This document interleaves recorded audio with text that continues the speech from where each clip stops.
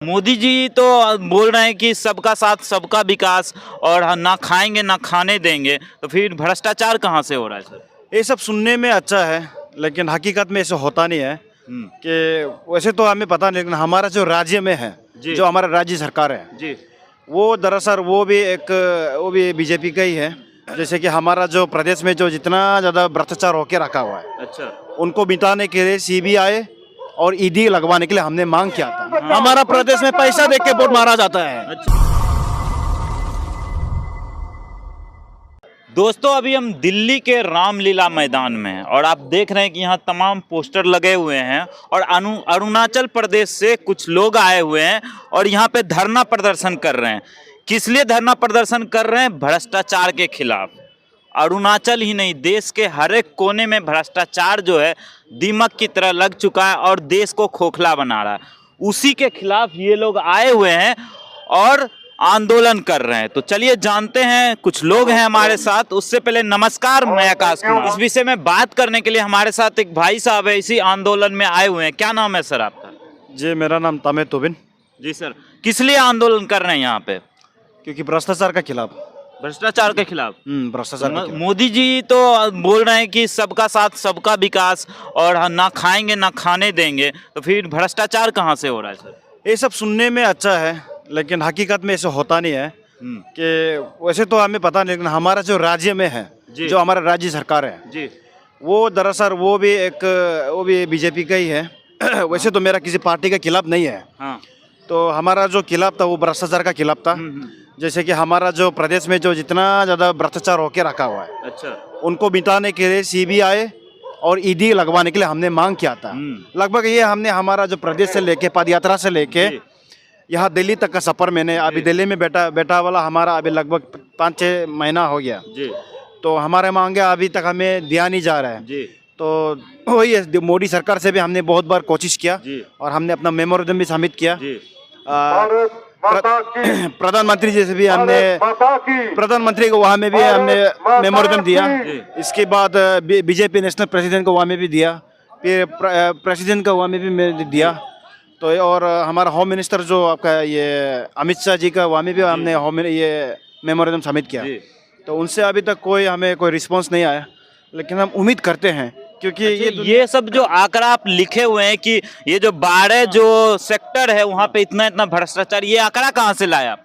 ये एक आरटीआई का थ्रू से हमें मिला कि हमारा वहाँ से इतना सारा घोटाला, इतना पैसा को अगर हमारे वहाँ में पॉपुलेशन इतना नहीं है जी, हमारा प्रदेश में जी, अगर हम ये पैसा को एक साथ इकट्ठा करके जी हर एक घर में 5-6 लाख करके भी देते हैं तो हर एक इंसान को देते हैं तो तब भी अवेलेबल होते हैं। पर भी ये पैसा जो डेवलपमेंट के लिए यूज करना चाहिए था, तो डेवलपमेंट का नाम में काफी सारा पैसा को लूटा गया है जी।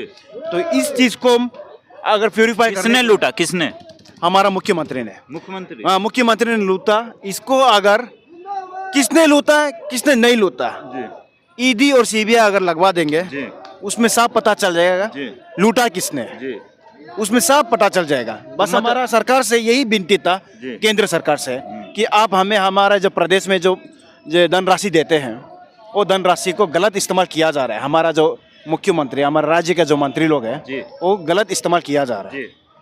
तो ये जो भारतीय जनता पार्टी कहती है कि ना खाएंगे ना खाने देंगे, ये स्लोगन गलत लग रहा है आपको? ये स्लोगन अभी धीरे धीरे देखा जाए तो गलत ही लग रहा है, क्योंकि जो प्रदेश में जो हमारा जो प्रदेश में जो ये पार्टी है वो भी बीजेपी है जी।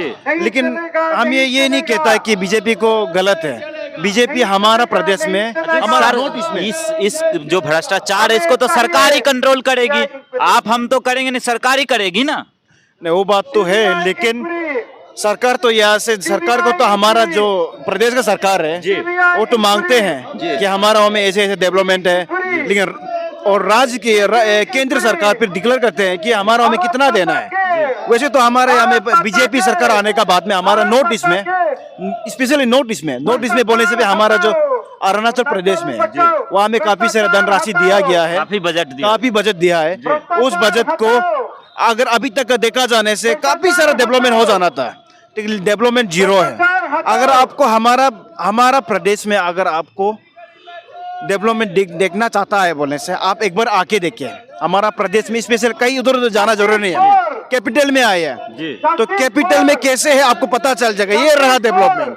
मतलब आपको प्रधानमंत्री से दिक्कत नहीं है, मुख्यमंत्री से दिक्कत। मुख्यमंत्री से दिक्कत है क्योंकि प्रधानमंत्री तो हमें देते हैं जी, हमारे अपना बच्चा के लिए वो देते हैं जी। और हमारा राज्य का जो बाप है वो तो सीएम होंगे, मुख्यमंत्री होंगे, फिर उनका हाथ में काम देते हैं तो वो उनका हाथ से निकलता नहीं है। निकलने से भी वो ये सब का नाम से वो घोटाला करते हैं, इन चीजों का नाम को इस्तेमाल करके वो पैसा को घोटाला करके अपने जेबों में भरते हैं, फिर इलेक्शन में लड़ने के लिए इस्तेमाल करते हैं।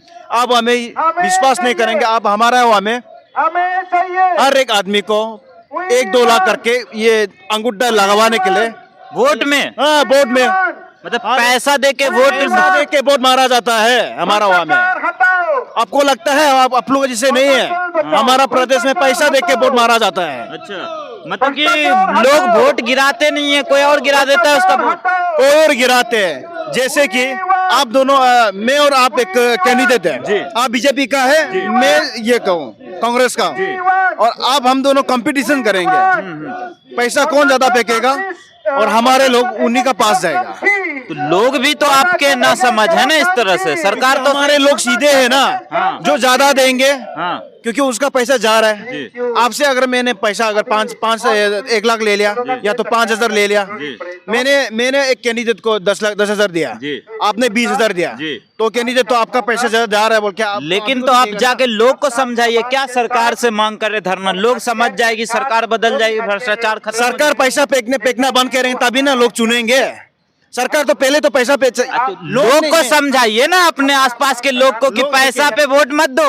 देखिए लोग का तो काम है वोट मांगना, तो लोग तो उन लोग को जबरदस्ती किया जाता है।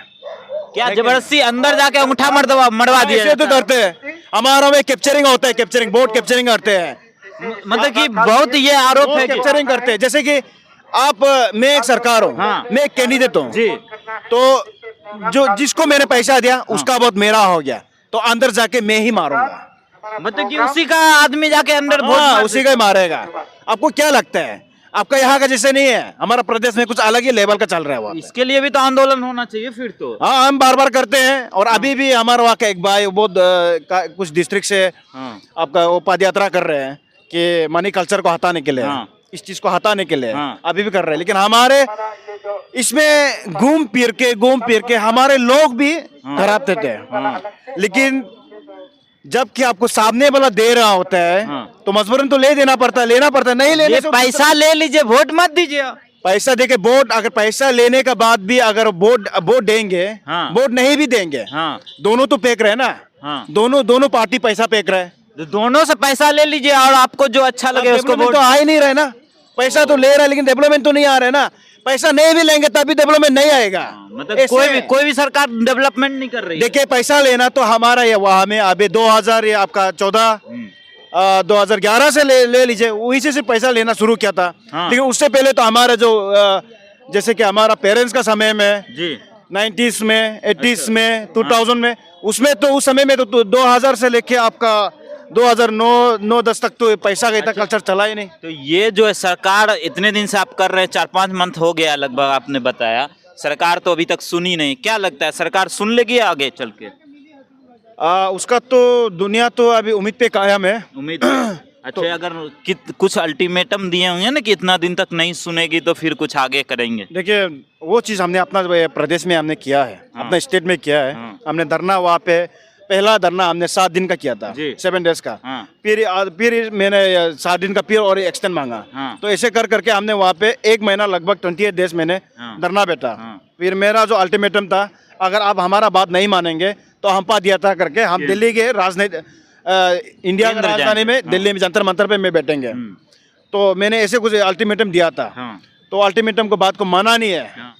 तो आपने सुना इनकी बातों को, इनको जो है जंतर मंतर पे परमिशन नहीं मिला, यहाँ पे भूख हड़ताल करने आए थे लेकिन उसका भी परमिशन नहीं मिला, 2 दिन का बस परमिशन मिला। और आप देख सकते हैं 12 सेक्टर में कितना करप्शन किया गया है, ये सब वहाँ आपको दिख रहा होगा। और वहाँ पे तमाम दस्तावेज है इनके पास, सब आपको दिख रहा होगा, तमाम दस्तावेज है जो कि इन लोगों ने RTI लगा के निकाला था। और आंकड़ा दिखा रहे हैं कि इतना इतना करोड़ इस सेक्टर में भ्रष्टाचार हो रहा है। तो आप सोचिए कि हमारा देश किस ओर जा रहा है। हमारा देश जो है खोखला बन रहा है, दीमक लग गई है देश को, भ्रष्टाचार रूपी नामक एक दीमक वो देश को लग गया है। आप क्या सोचते हैं इस पे कमेंट में ज़रूर दीजिएगा।